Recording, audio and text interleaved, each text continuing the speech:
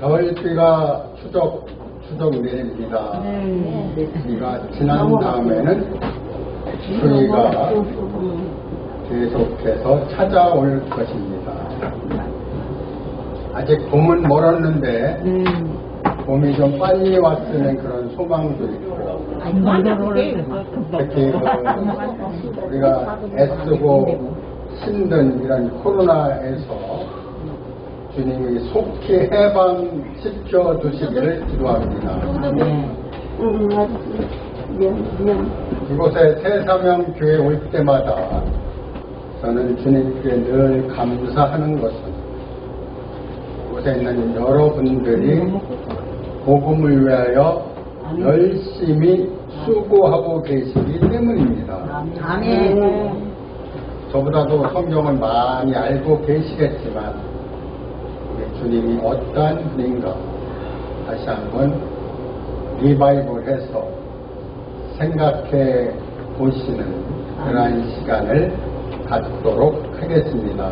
아멘. 예수님께서 이 땅에 오셔서 하신 일은 세 가지 일을 하셨는데, 갈릴리 마을을 쭉 다니시면서 그 땅에서 가르치셨어요. 그래서 성경을 가르치는 것이 중요합니다. 두 번째는 천국 복음을 전파하셨고, 세 번째는 많은 사람을 고치셨습니다. 아멘. 이렇게 예수님이 하신 일의 세 가지 사역을 우리도 동일하게 해야 됩니다.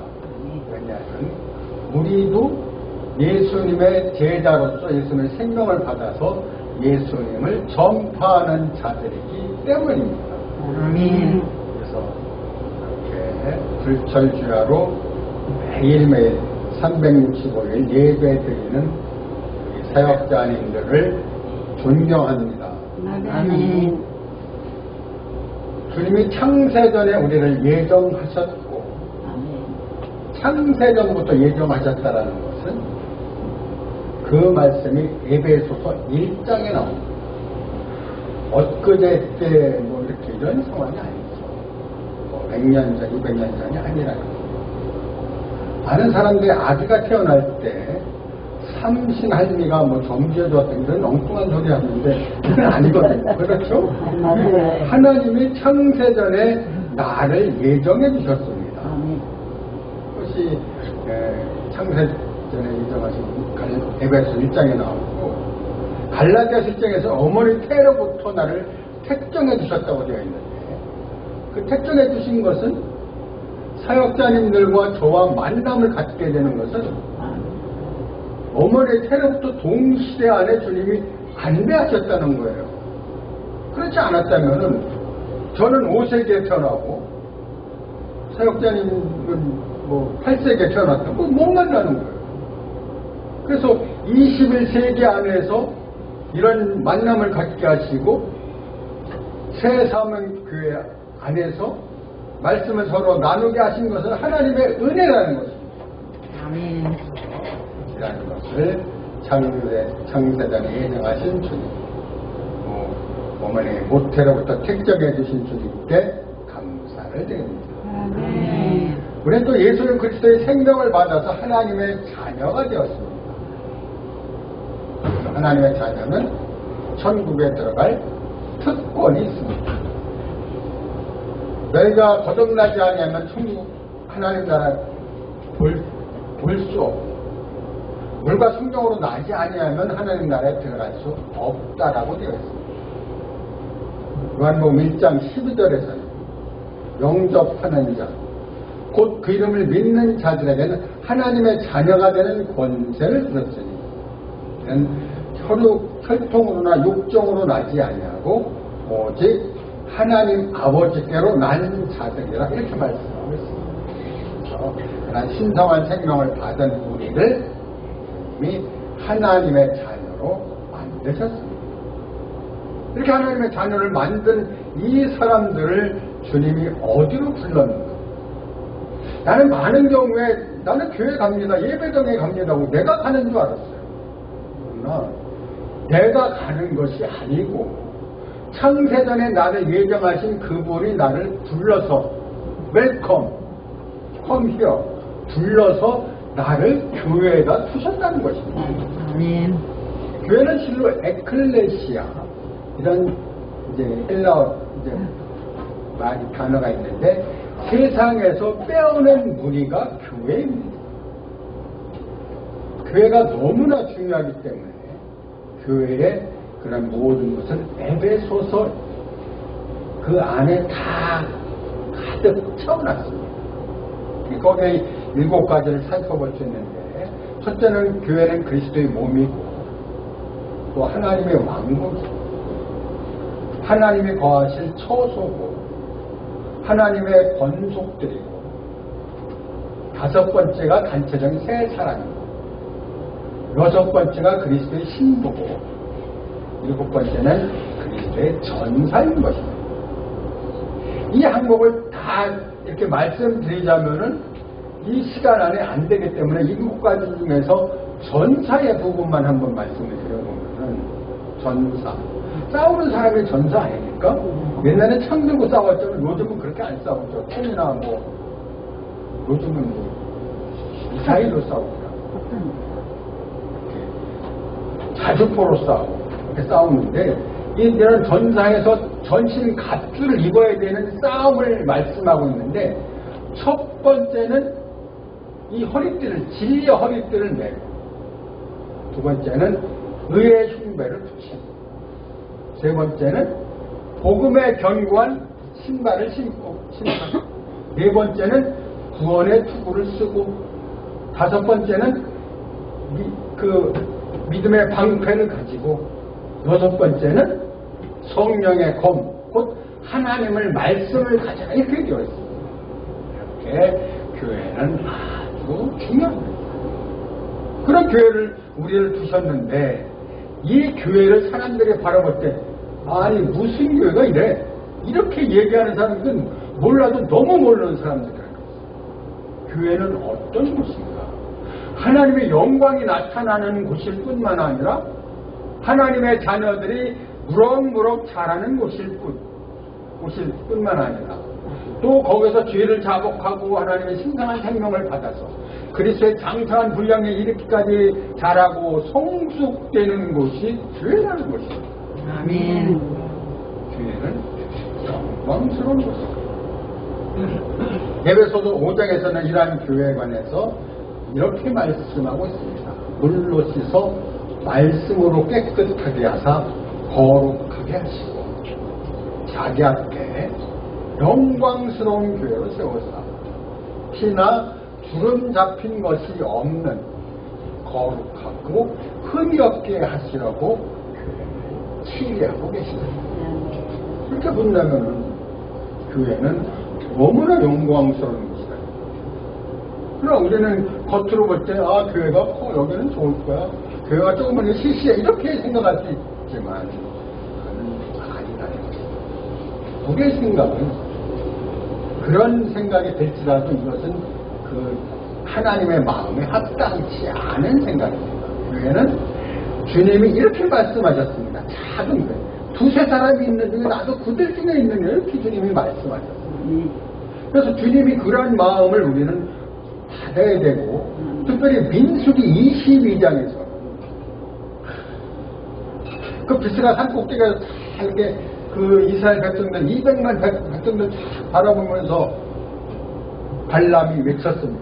발람은 누굽니까? 모압 왕 발락이 사주에서 이스라엘 백성은 저주해라고 컴겨 이렇게 부른 사람이 발람인데 이 발락인데 발람이 이렇게 와서 발락이 저주해라 그러니까 저주를 안 하고 뭐라고 얘기해요?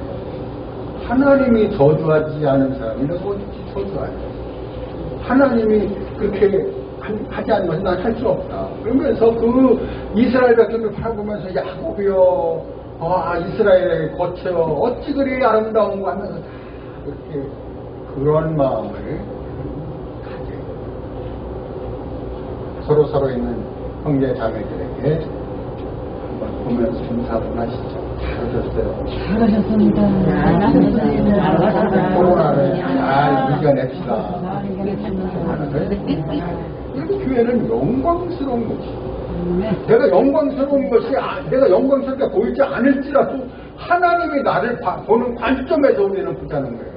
내가 보는 것과는 아무 소용이 없어요. 다른 사람이 나를 뭐로 보든지 아무 의미가 없어요. 하나님 아버지 나에게 생명을 분배하시고 하나님 자녀로 합당하게 세우신 그분이 나를 볼 때 영광스럽다면 할렐루야 영광스러운 거예요. 아멘. 그런 사람을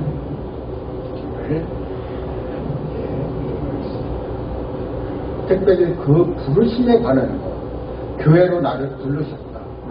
부르심에 관한 부분을 분명히 알 필요가 있는 거예요. 에베소 1장에서 이런 말씀이 있습니다. 1장 17절에 우리 주 예수 그리스도의 하나님의 영광의 아버지께서 지혜와 계시의 영을 주사 하나님을 알게 하시고 내가 하나님을 알게 하는 그 모든 것들이 나는 지혜와 계시의 영이 필요하고 그것으로 말미암아 알게 되는 것이지 내가 지식이나 은사나 뭐 능력이나 이런 것 때문에 아는 것이 아니라는 거예요. 그래서 예수 그리스도의 하나님 영광의 아버지께서 지혜와 계시의 영을 주사 하나님을 알게 하셨습니다. 지혜는 뭐고 계시는 뭐냐? 지혜는 솔로몬에서 찾아볼 수 있어요. 솔로몬이 그 성전을 때 짓기 전에 성전 짓기 전에 처음에 그 번제를 드렸는데 번제를 1000번제를 드렸어요. 1000번 1000번을 번제로 드린 게 아니고 1000 제물을 갖다가 쫙 잡아놓고 펼쳐놓고 번제를 드린 거예요. 번제는 태운다라는 거예요. 그래서 그 번제를 드린데 그날 밤에 여호와께서 나타나셨습니다. 솔로몬아, 내가 너에게 무엇을 하여 줄고 1000번제를 드리니까 하나님 아버지께서 감동하셔서 솔로몬에게 너 뭐 줬으면 좋겠냐 이렇게 묻는 거예요. 그러니까 솔로몬이 대답했습니다. 제가 왕인데 이 백성들을 치리하기 위해서는 지혜가 필요합니다. 지혜를 저에게 주십시오. 하나님 아버지께서 다시 말씀하셨어요. 내가 부도 구하지 않냐고 오래 사는 것도 구하지 않냐고 장소에 목을 구하는 것도 아니고 부귀영화를 구하는 것도 아니고 내가 지혜를 구했어. 이 지혜 위에 내가 말한 모든 것들을 너에게 더해주리라 이렇게 하시면서 솔로몬에게 지혜를 주셨고 솔로몬의 지혜를 나타내는 것 중에 아주 중요한 것이 왕하 4장에 나옵니다. 여인 둘이 솔로몬 왕을 찾아왔어요. 그리고 어린아이를 하나 데리고 왔는데 이 어린아이가 자기들 거라는 거예요. 이거 자기 거고 이거 자기 거.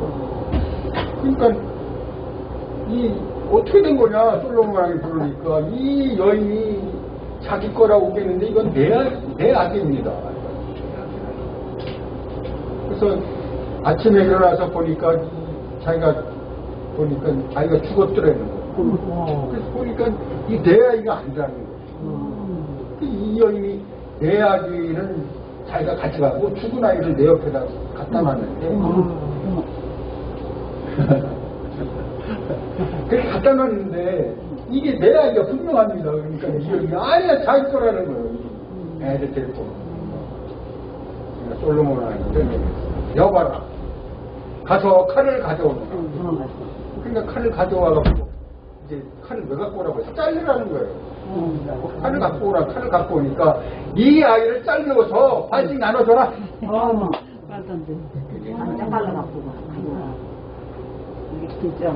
아기 엄마는 가정에 갔죠.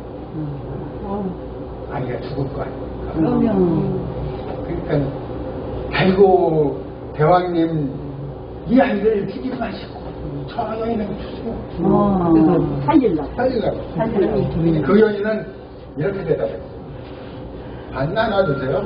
내 것도 되지 않고 저 여인 것도 되지 않고 반을 나누세요. 거기 앉아서 제가 넣어주세요.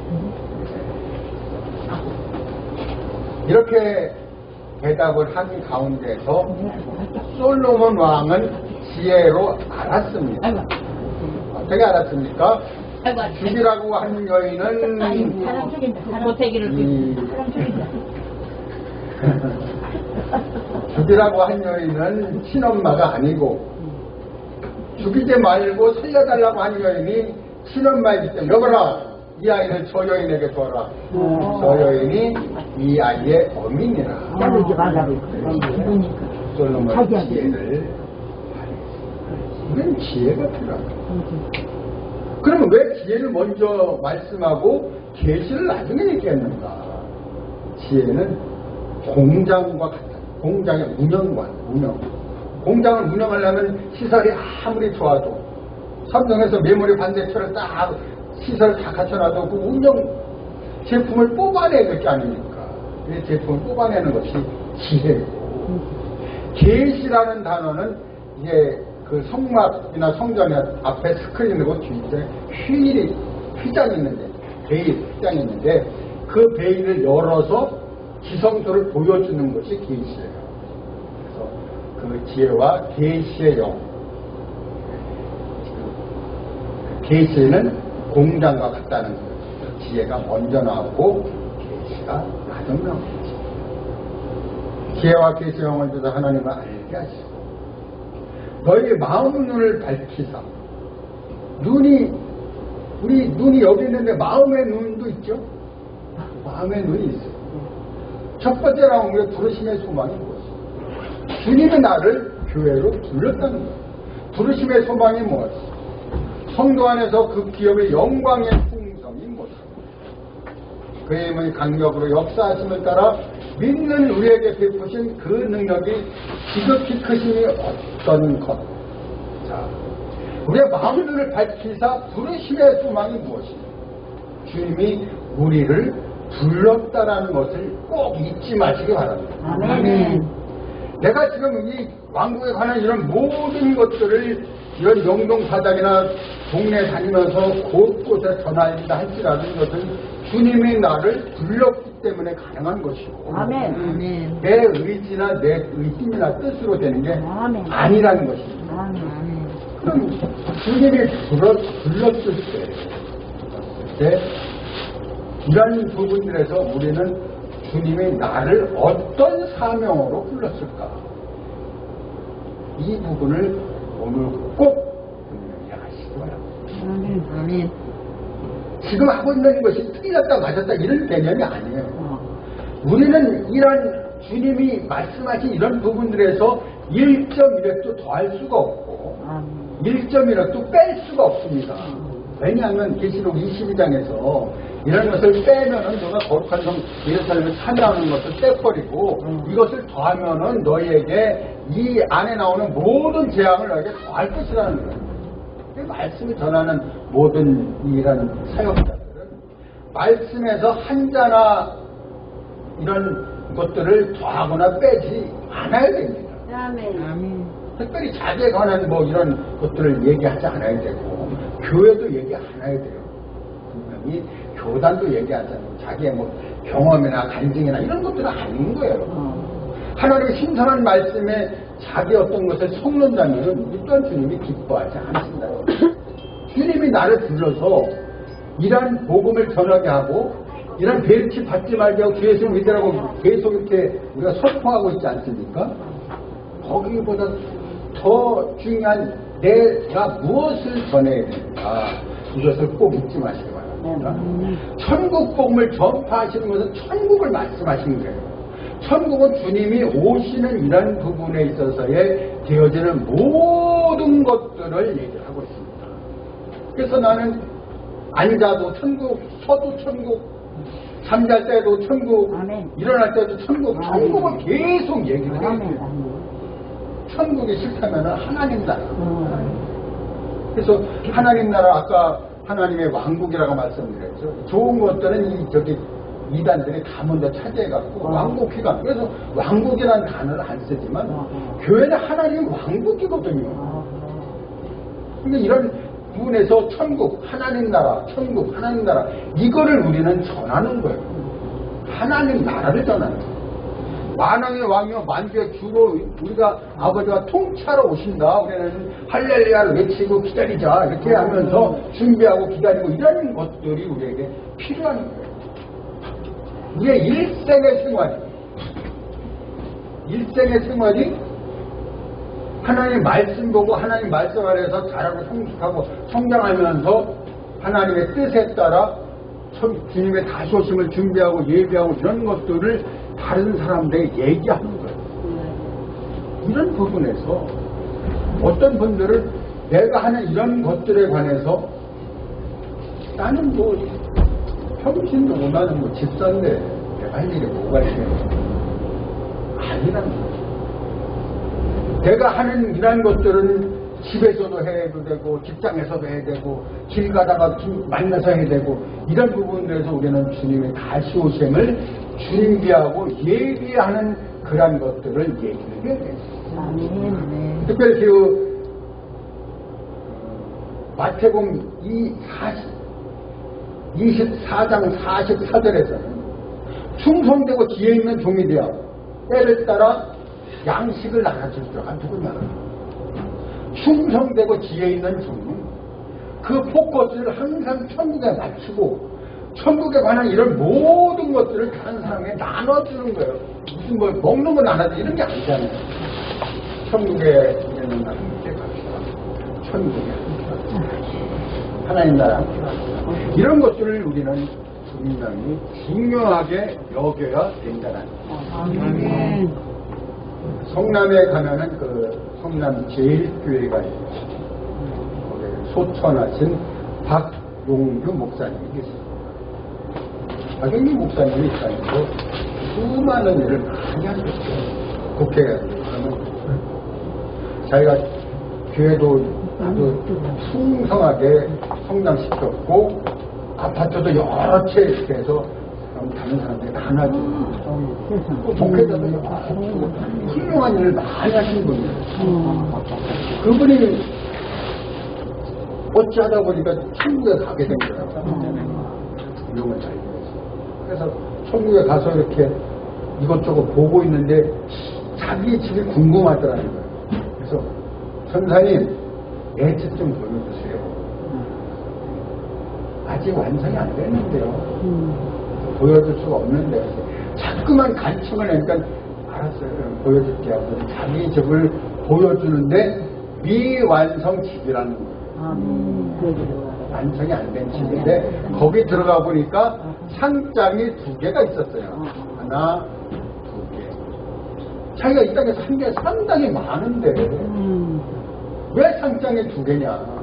하나의 상장은 어렸을 때에 나이 드신 분이 추워서 이렇게 벌벌 떨고 있는 것에 자기 외투를 벗어주는 거 상장 하나. 또 2번째 상장은 어렸을 때 연못돈을 이렇게 달랑달랑 들고 가다가 배고파하는 사람에게 그 빵 사서 나눠준 것. 네. 그게 상이 2개만 있더라는 거예요. 덩그러니 2개가 있더라는 거예요. 자기 한 일이 있다고 해서 많은데. 선사님, 내가 한 일이 많은데 지금 자랑할 것도 많고 많은데 어떻게 2개만 있어요? 선사님이 답변을 했어요. 야, 너는 이미 상을 받았잖아. 거기서 다 국회의원들이 와서 다 때마다 명절 때마다 바리바리 싸갖고 와서 인사하고 다 했잖아. 내 상을 받았잖아. 너 지상에서 받으면 상이 없어. 여기에 상이 받잖아. 아멘이십니까? 아멘. 그래서 주님이 너희 상을 잃지 않도록 주의하라고 말씀하셨고 이 땅에 상 받는 것에 주의를 해야 돼요. 왜? 아버지가 나한테 줄 게 없어요. 그러니까 내가 하는 모든 일에 있어서 남한테 알릴 필요도 없고 아버지가 아시면 돼요. 다른 사람이 나하고 무슨 관계 있어요. 내가 잘 먹고 잘 산다고 무슨 의미가 있고 못 먹고 못 산다고 무슨 의미가 있냐고. 아버지가 나를 사역을 계속 시키실 것이면 건강도 주시고 먹을 것도 주시고 다 주실 것이고 너 그만하면 데리고 가세요. 그럼 가면 되죠. 덜렁덜렁 따라가면 되잖아요. 그래서 이런 상급이 우리에게 이미 정해져 있는 가운데 어떻게 나는 살 것인가를 생각해 보세요. 그 박영근 목사님이 다시 주님이 이 땅에 내려가게 간청을 하니까 마지못해서 내려가게 다시 깨어나가지고 깨어났어요. 다시 깨어나서 살아가고 다 자기는 정리하고 그분이 이 전도제를 만들어서 저는 그 전도제를 많이 사용하고 있습니다. 그 전도제에 여러 번 말씀하셨습니다. 인생의 결국이 천국과 지옥으로 나눠지는 거예요. 많은 경우에 우리는 천국을 가봐야 알지. 이 땅에서 어떻게 천국을 보겠어. 천만의 만만의 말씀입니다. 이게 사탄이 우리를 속이는 겁니다. 우리의 교회 생활은 천국의 실경입니다. 회개하는 천국이 가까이 왔느냐 할 때 주님이 이 땅에서 우리를 천국 안에 두신 거예요. 그래서 천국 백성들, 천국 시민들에게 무엇을 하고 살아라? 마태복음 5장, 6장, 7장 안에서 그 모든 것들을 천국 헌법으로 우리에게 주십니다. 첫 번째 나오는 말씀이 심령이 가난한 자는 복이 있나니 천국이 천국이 것이다. 놀라운 말씀입니다. 심령이 가난하다. 심령이 가난하다. 우리는 가난이라는 단어를 물질로 생각하기 쉬워서 있는 거 없는 거 다 팔아서 가난하게 살자. 그것보다는 내가 지금 무엇을 생각하고 무엇을 하고 있냐는 거야. 무엇을 갖고 있냐는 거야. 심령이 가난한 자 무엇이 있냐는 거야. 비어있느냐 아니면 차 있느냐. 자, 보십시오. 골프하는 사람은 골프로 가득 차 있어요. 부동산 하는 사람은 땅 투기로 가득 차 있어요. 바둑 두는 사람은 격자의 이 천정 안에 다 격자로 이 바둑 어디다 두면 이게 이것만 생각하고 있어요. 그렇습니다. 노름하는 사람은 손을 잘라도 노름한다는 거 아닙니까? 그래서 내가 지금 무엇을 하고 있는가? 심령이 가난한가, 심령이 부유한가는 내가 지금 무엇을 생각하고 있는가? 내가 사는 생활이 가난한 날짜에도 부자로 살기를 원하는 그 마음은 이미 그 사람은 부자라는 거예요. 내 안에 천국으로 가득 채우시기 바랍니다. 네. 마태복음 5장 11절에서는 의를 위하여 핍박을 받는 자는 복이 있나니 천국이 저희 것입니다. 의를 위하여 핍박을 받는 자 믿음을 그 의를 위하여 핍박을 받는 가장 훌륭한 예가 누구냐? 사도 바울인데 고린도 후서 10장에서는 사도 바울의 그 자서전 고린도 후서의 10장에서는 내가 40의 하나 가만매를 5번 나가 태장으로 맞고 돌로 맞고 그 다음에 강도의 영과 강의 영과 동적의 영과 거짓 성제의 영과 자지 못하며 먹지 못하며 배고프면 이런 수많은 그런 것들이 있는데 사도 바울이 무엇하러 그렇게 다녔나요? 복음을 전하러 다녔죠. 예수 그리스도를 전하고 다시 오실 주님을 맞이할 준비를 하라고 그렇게 다닌 거예요.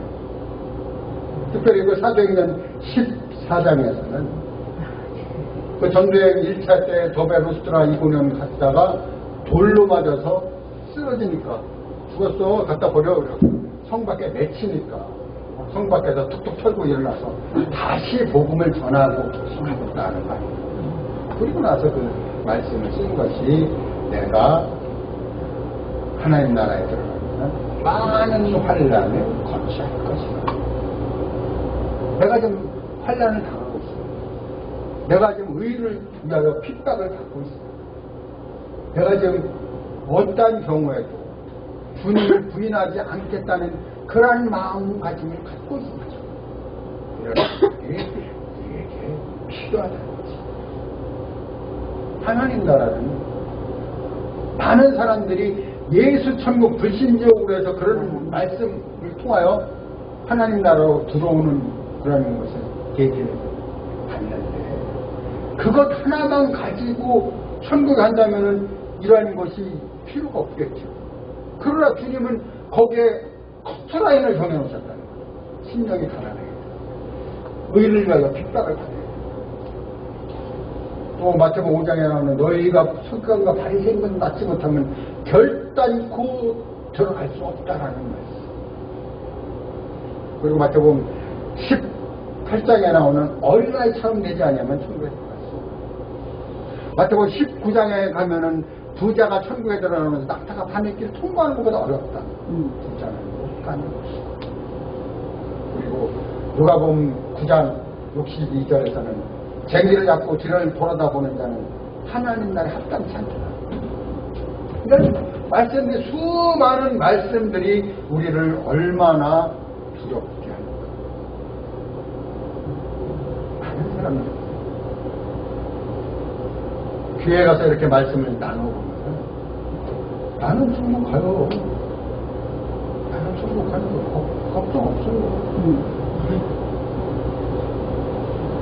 현신의 권사라는 분이 계셨어요. 현신입니다. 네, 아시죠? 잘 알고. 그분이 천국을 갔는데 그분이 이제 주님을 만나서 물어봤다. 천국에 올 사람이 몇 분이나 되겠습니까? 그 다니던 교회가 한 3, 4만 명 성도의 수가 있었는데 그분이 간증하기를 주님이 서너 명밖에 안 돼.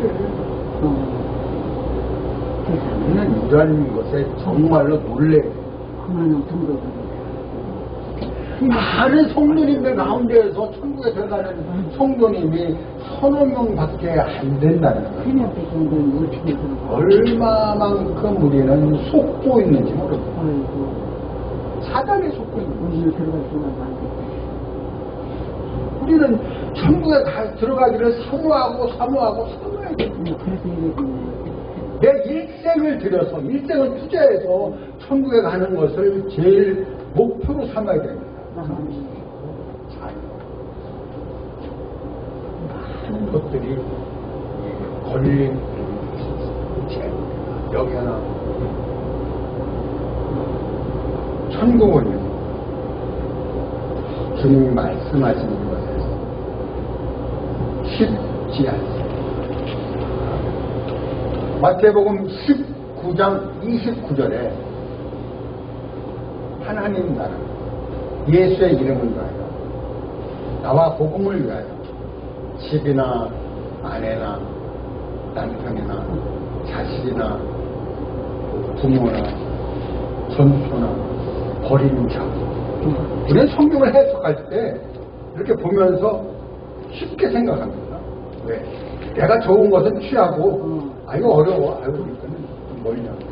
어떤 분들은 계시록을 읽을 때 두렵다는 거예요. 그러고서 나 계시록 안 읽어. 그 계시록 안 읽으면 뭘로 하나님 말씀 뭘로 찾을 거예요. 두려워서 안 읽는다는 거예요. 두렵서 안 읽던 기간에 하나님 말씀은 끝까지 변개함이 없으시다는 거예요. 너희 하나님 나라를 위해요. 집이나 아내나 전투나 자식이나 다 버렸냐. 다 버리라는 것이 아니고 한 가지만 해도 버렸냐. 나는 꼭 안고 살아요. 나는 집도 필요하고 자식도 있고 재산 있어야 되고 어떻게 다 버리면 어떻게 먹고 살아요? 저는 오늘 분명히 한 가지를 묻습니다. 천국을 위하여 무엇을 버렸습니까? 한 가지를 버린 것이 없다면 천국에 가는 것은 많이 버렸지. 한 가지라도 버린 것이 없다면 자녀를 버렸는가, 남편을 버렸는가, 부모를 버렸는가. 주님은 부모를 공경하라고 했으니까 버린다는 것은 그렇지. 이거는 뭐 해석하기 나름이에요. 어떻게 하는 거야. 부모를 천국보다 앞세우는 것은 아니라는 거예요. 그런 것들이죠. 자녀를 천국보다 앞세우지 말고 남편을 절대로 천국보다 앞세우지 말라는 거죠. 재물도 앞세우지 말고. 왜? 우리 이제 예수 그리스도 최고 아닙니까? 아멘이십니까? 아멘. 아멘. 최고신 그분만 붙잡고 돌돌돌 따라다니면 어린 양이 어디로 인도하는 따라가는 자들이라는 거예요. 나는 이러한 부분에서 자신을 버리고 남편을 버리고 재물을 버리고 이런 버린 분들을 알고 있습니다. 여기 있는 분들도 아마 많이 버리셨을 거예요. 아니냐면 버리지 않고는 이 두 개를 믿으라 베르치 받지 말라 이걸 참여할 수가 없어요. 아멘. 참여죠. 자신을 부인하고 자기 십자가를 지고 주님을 따라오는 그런 사람들이 아니라면 참여할 수가 없는 거예요. 여기 올 수가 없는 거예요. 아멘. 중요한 것은 확실하게 가자는 것이에요. 확실하게. 주님이 데살로니가 이제 전후서를 통하여 주님을 만날 때 자랑을 그리고 기쁘시다 이런 모든 것들이 내 안에 얼마나 큽니까? 초등학생 1학년짜리가 시험지 100점을 맞으면 시험지 들고 뛰는 거 아닙니까?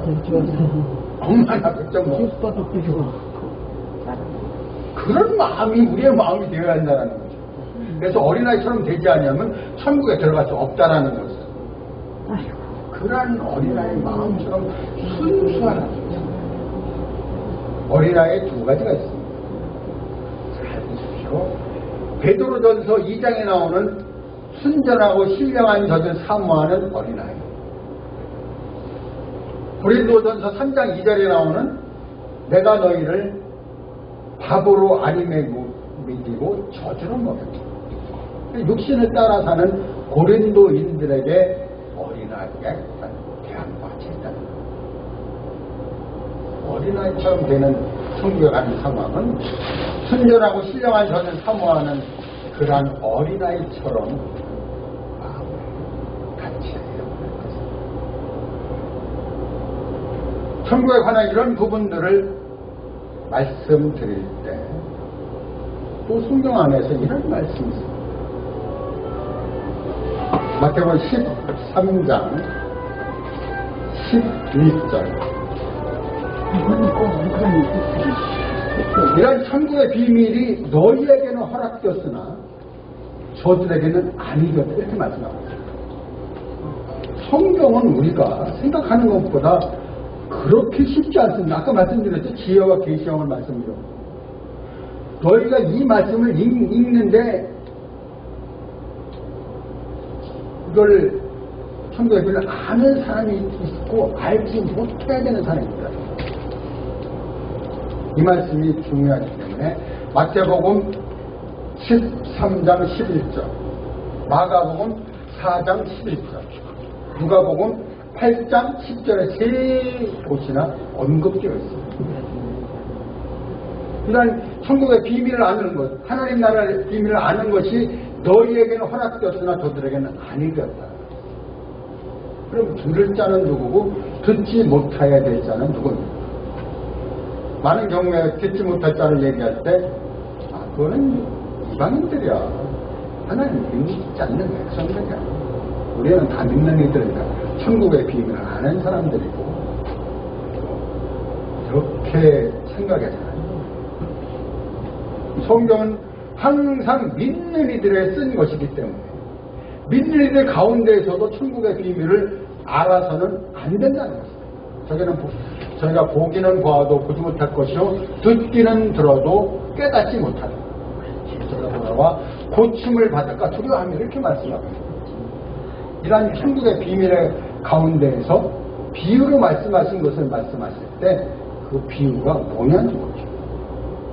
그 앞절에 나오는 천국의 비밀은 네 가지 땅을 비유하고 있습니다. 첫 번째는 길가요. 이런 천국 복음의 말씀을 듣고 깨닫다가 해보려고 하니까 잃어버려요. 사탄이 와서 그 씨앗을 먹어버렸다. 두 번째 밭은 돌밭이었습니다. 이런 천국복음의 말씀을 듣고 그 말씀을 통하여 환란이 일어나요. 말씀을 통하여 환란이 일어난다는 것을 깨달을 수 있었을 거예요. 왜 가만히 있으면은 나에게 아무 문제도 없어요. 핍박도 없어요.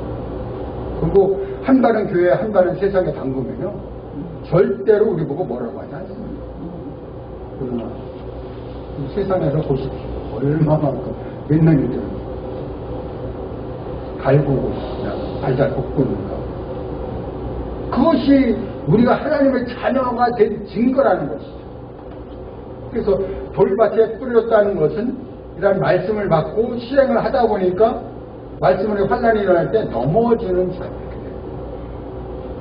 세 번째 나오는 가시떨기는 말씀을, 천국복음의 말씀을 듣고 싹도 잘 나고 잎도 잘 나고 결실을 맺으려고 하다 보니까 세상의 염려와 죄의 유혹으로 말미암아 결실이 안 된다. 네 번째 말씀은 천국복음 말씀을 듣고 싹도 잘 나고 잎도 잘 나고 결실도 잘 맺어서 30배, 60배, 100배의 결실이 된다.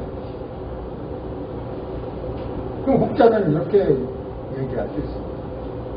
나는 뭐 열심히 복음 전하고 있으니까 나는 좋은 땅이야. 나는. 아니요. 좋은 땅 아니요. 좋은 땅에 있다가 여기 나오려고 하다 보니까 부부싸움으로 싸우고 막 난리가 났어요. 그럼 길가로 떨어지는 거예요. 그리고 돌밭으로 바뀌는 거. 이게 사람의 마음은요, 조석으로 바뀌고 시시때때로 바뀌어요. 조석으로 바뀌어요. 이런 상황에서 주님은 항상 경작을 하는 거예요. 좋은 땅으로 갈아엎으라는 거죠. 우리가 시궁창에 들어가 있다가 시궁창에서 뭔가 잔뜩 찾아 먹고 있다가 뚝에 나와서 탁탁 턴다는 거예요. 우리가 일주일 동안 세상에 살면서 못된 일을 다 하고 주일 나올 때 탁탁 털고 걸어가다 보면 이런 거지. 우리 중심이 어떻게 되어 있는가? 이 땅에 소망을 두지 않고 오직 우리도 예수 그리스도에게만 소망을 둘 때 잘나했더라 착하고 충성된 종아 이렇게 칭찬을 받을 수 있다는 것입니다. 이러한 네 가지 땅의 비유를 꼭 잊지 마시기 바랍니다. 네. 땅이 어디입니까? 땅이 우리의 마음. 땅이 내 마음. 내 마음을 항상 좋은 땅으로 바꾸는 거예요. 좋은 마음. 다시금 주님 때 돌이킵니다. 나를 긍휼히 여겨주시고 나를 인도하여 계속 이런 것에 요한복음 13장에서 주님의 제자들의 발을 씻겨주는 장면이 나옵니다. 저녁 드신 후에 수건을 두르시고 대야의 물을 떠다가 제자들의 발을 씻기기 시작했습니다. 그리고 베드로 차례가 오니까 베드로가 거절합니다. 주님, 나를 씻기지 못하십니다. 왜? 미안하니까 나를 씻기지 못하십니다. 주님이 내가 너를 씻기지 않으면 너와 나는 상관이 없는다. 베드로 깜짝 놀라서 주님, 그러면은 발뿐 아니라 손도 머리도 다 씻겨주옵소서. 이미 목욕한 자는 발밖에 씻을 필요가 없느니라. 우리의 생활은 매일매일 이런 씻는 생활입니다. 주님이 이렇게 말씀하셨습니다. 너희가 나를 선생이나 스승이라 하면 성경은 내가 너의 발을 씻겼으니 너희도 서로 발을 씻기는 것이 옳으니라 이렇게 되어 있습니다. 그래서 교회 생활은 서로 발을 씻기는 그러한 생활입니다.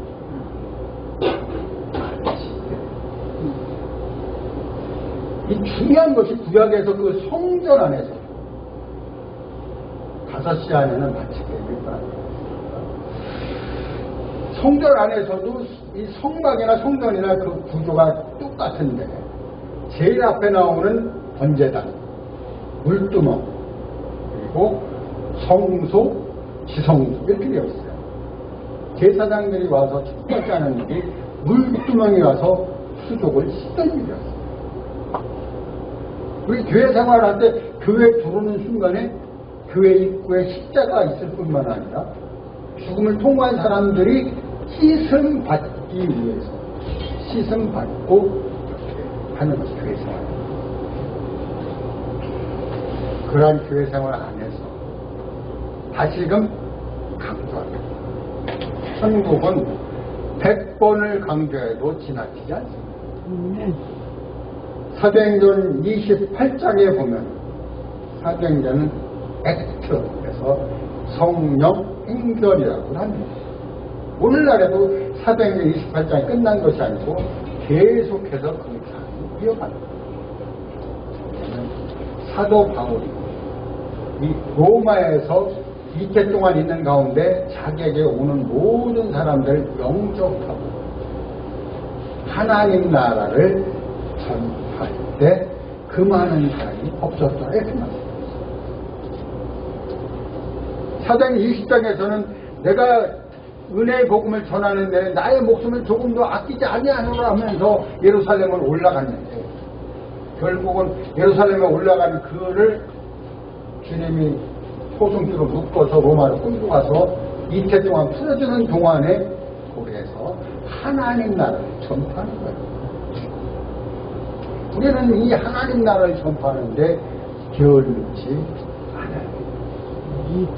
마지막으로 십자가의 강도들이 달린 사건을 말씀드립니다. 주님 믿고 양쪽의 강도들이 달렸습니다. 왼편 강도가 이렇게 합니다. 얘가 그리스도입니다. 십자가에서 내려와 너를 구하나 너도 구하나. 얼마나 사탄의 속삭임인지.